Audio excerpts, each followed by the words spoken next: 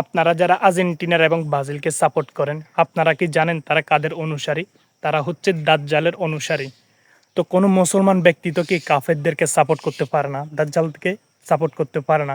যারা দাজ্জালের অনুসারী আমরা কেন তাদেরকে সাপোর্ট করব? তো আপনারা যারা আর্জেন্টিনার এবং ব্রাজিলকে সাপোর্ট করেন, আল্লাহ তাআলা আপনাদেরকে বোঝার তৌফিক দান করেন। তো আমার যদি ভিডিওটা ভালো লাগে তাহলে আপনাদের ভিডিওটা সবার মাঝে পৌঁছায় দিবেন।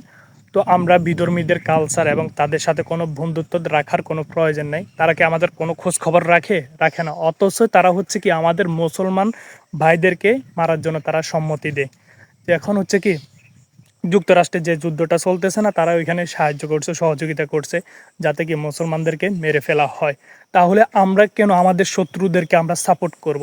তো আমার তো এটা বুঝে আসে না। তো আমরা কেন তাদেরকে সাপোর্ট করব?